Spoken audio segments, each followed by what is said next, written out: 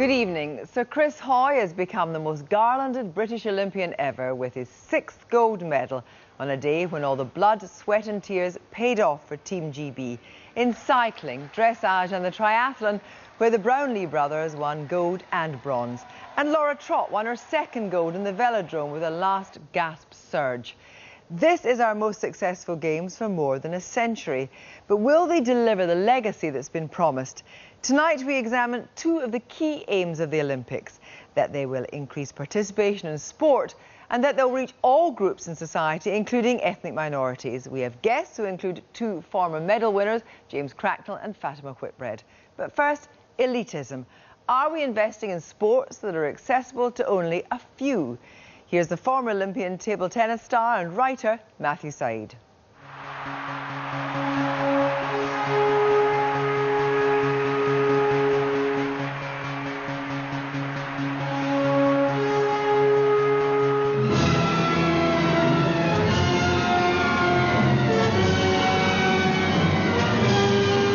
The first games celebrated the intrinsic virtue of sport. The Olympics, a great leveller, ignoring class, colour or creed. Crucial then, the spirit of taking part, of participation. But are the Olympics really as meritocratic as they seem? With all the sound and fury coming from athletics, it's easy to forget that the Olympics has many medal events in rather more elitist sports like equestrianism and sailing and rowing. But how many of us actually play these sports? How many kids in the East End of London or in the streets of Delhi? In its choice of many sports, the Olympics is as elitist as they come. The Frenchman Baron Pierre de Coubertin may have created the modern Olympics at the end of the 19th century, but even then many of the sports were not exactly accessible or popular, yet they are still dramatically overrepresented in terms of the medals. There are, for example, 14 medal events in rowing, but only 2 in basketball. The world has moved on. This is sepak takraw, played in Southeast Asia. It's easy to learn, has no real entry costs, and is wildly popular. Like its Indian neighbour kabaddi, it's completely ignored by the IOC. Kabaddi and sepak takraw may sound jarring in our ears, but they're played by millions. In global terms, sports that are far more popular than, say, dressage hardly get a look in. And it's in that sense that the Olympics perpetuates entrenched advantage, not just between nations, but within nations too. In too many cases, it's independent schools producing more than their fair share of medal winners, and too many children thinking taking part in sport just isn't for them. We've got to change that. Cameron's alma mater, Eton, won more gold medals in Beijing than the whole of India. And the rest of Britain, well, so far in London 2012, private schools with 7% of the population have won 44% of Britain's medals. This is not to decry private schools, but it is to question the idea that anyone can rise to the top if they try hard enough. This isn't Eton. It's the Rain School in Tower Hamlets, which hasn't much of a pedigree in show jumping, but they still thirst to produce winners, and with far fewer resources. The facilities are very limited. We're in inner-city London, and inner-city London does not have great big football fields outside the school. As a result, we've got a hall, which, as you can see here, is not too extensive. We've got, in this particular case, 8 table tennis tables. Table tennis is a sport where you can get a lot of people to play in a very small space. The Greenhouse charity works across inner-city London. I occasionally work with them, and I've seen the impact their coaches have in tearing down the obstacles that stand between poorer kids and the benefits of sport. They act as coaches and mentors, instilling values that extend beyond the sports hall, starting with basics like attendance. I was going like once or twice a week last year, and then went downhill, and then since table tennis came along, I was coming nearly every day of the week because I wanted to play table tennis after school. What has that done to your schoolwork? It's improved it by quite a lot because I'm in school and I'm like there's nothing else to do when you're not playing table tennis, so just might as well learn. But are we missing a trick? The entire logic of investing in Olympic gold medals is to inspire a new generation of kids to take up sports with all the social benefits that brings. But how on earth are kids like these supposed to take up rowing or sailing or equestrianism, even if they wanted to? If sport is not the level playing field we think it is, what does this say about other areas of British life? In these sort of sports that we've been doing so well in the Olympics, if you look at them, you need a huge amount of support and resources to help you succeed, even if you do have that talent. And that's the same in Britain in all walks of life. If you look at professions, if you look at academe, it's a real issue, I think, in this country. We have a society in the UK where your family background, not your individual talents, determine largely where you end up.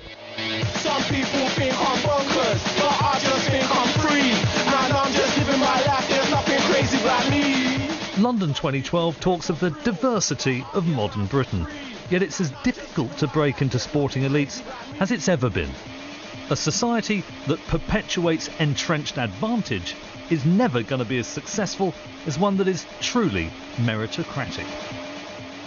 Well, Matthew Syed from The Times joins us now to discuss his report with the former Olympic medalist Fatima Whitbread and James Cracknell, and Baroness Campbell, who chairs UK Sport, which decides how public money is spent on Britain's elite sports, and who also chairs the School Sports Trust. Fatima Whitbread, you look at how well we're doing.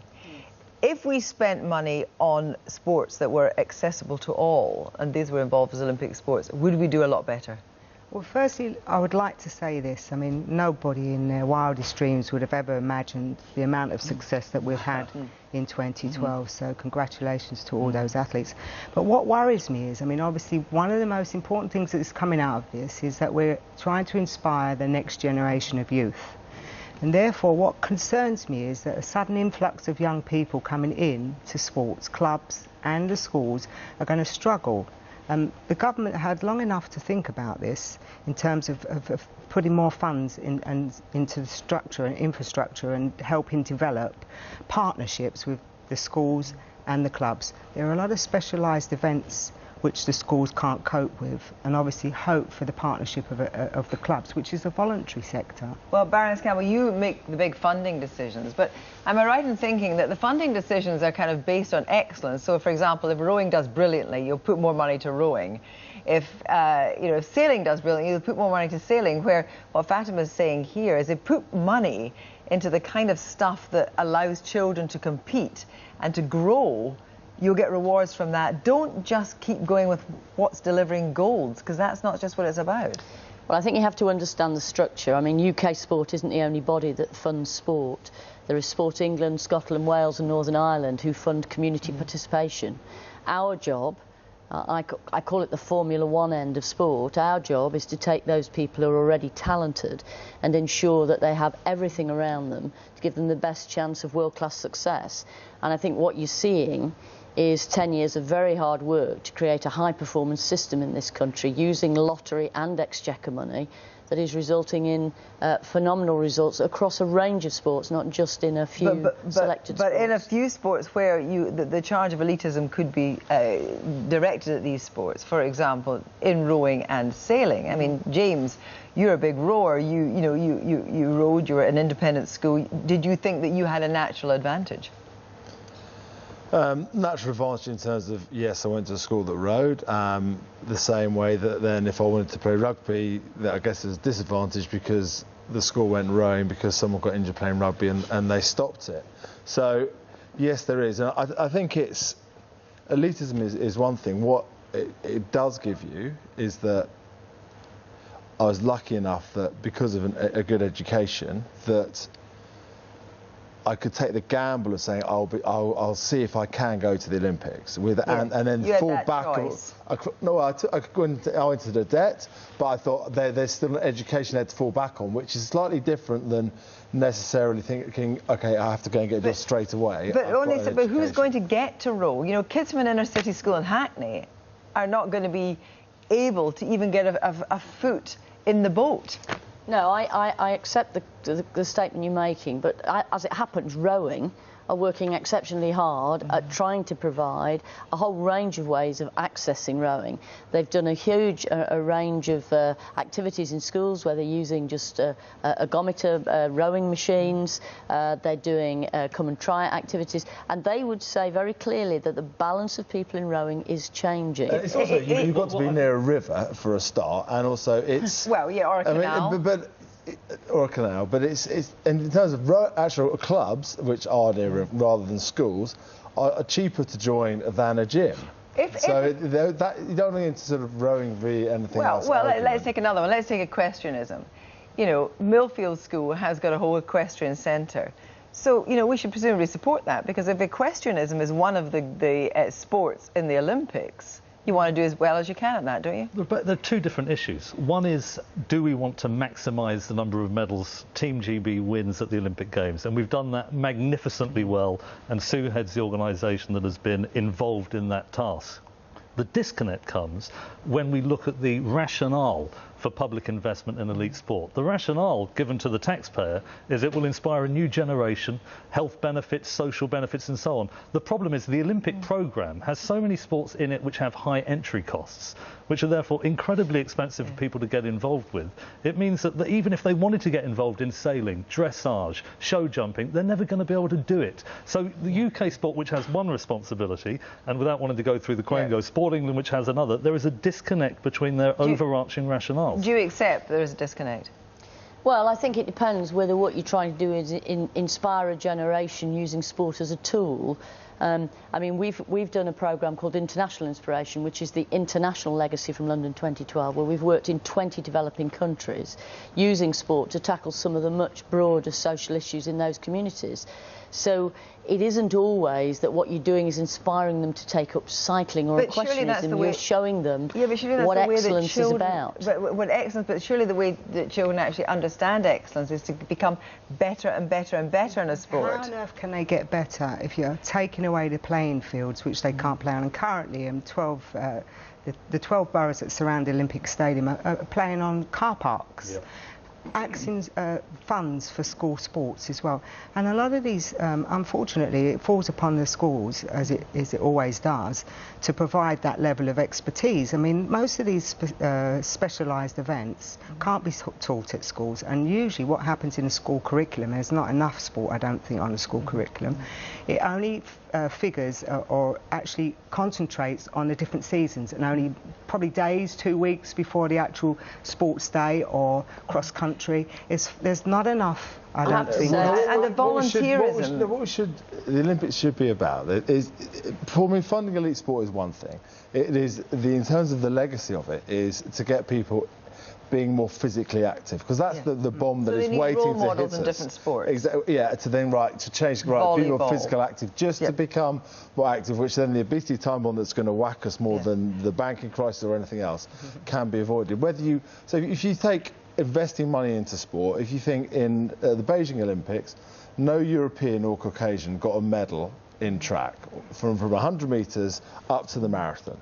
And so no amount of money is suddenly going to, Mo Farah has changed that, but then he has a Somali background, and it's about getting people into being physically active and changing a social thing rather than just saying, But you accept that the way to do that is to make sport a key thing in the school curriculum, to give facilities for children to enjoy sport. And Baroness Campbell, a lot of schools don't have the facilities, and also depend so much on volunteers, don't they?